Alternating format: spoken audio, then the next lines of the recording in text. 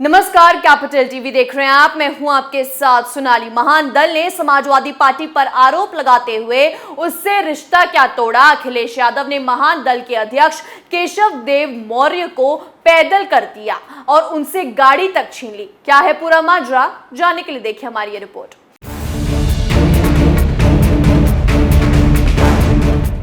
Samajwadi party का उत्तर प्रदेश विधानसभा चुनाव के लिए महान दल के साथ गठबंधन हुआ था।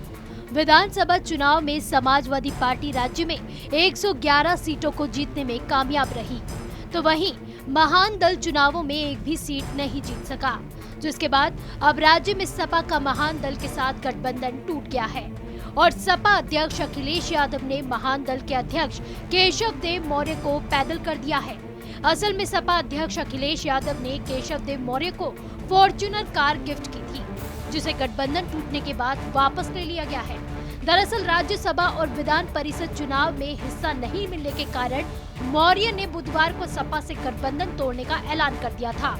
इसी के साथ ही मौर्य ने समाजवादी पार्टी पर उपेक्षा का आरोप भी लगाया था और कहा था कि उन्होंने राज्यसभा चुनाव और विधान परिषद चुनाव में उनकी पार्टी को सम्मान नहीं दिया, जिसके बाद उन्होंने सपा के साथ गठबंधन को तोड़ने का ऐलान कर दिया था।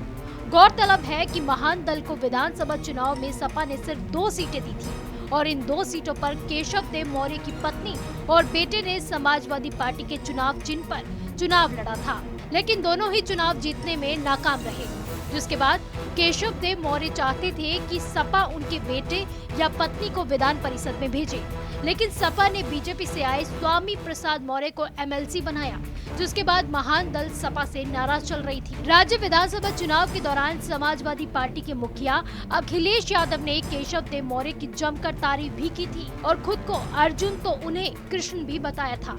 अखिलेश यादव ने तब कहा था कि केशव देव मौर्य उनके सारथी होंगे। इसके बाद अखिलेश यादव ने उन्हें फॉर्च्यूनर कार गिफ्ट की थी, लेकिन अब चुनाव के बाद उसे वापस ले लिया गया है। असल में सपा को ये उम्मीद थी कि केशव देव मौर्य के जरिए पार्टी को फायदा मिलेगा, लेकिन ऐसा संभव नहीं हो पाया। चुनाव में पिछड़ी जातियों में सैनी वर्ग से जुड़े प्रमुख शाक्य मौर्य कुशवाहा और केशव अपना वोट सपा की तरफ ट्रांसफर नहीं कर सके।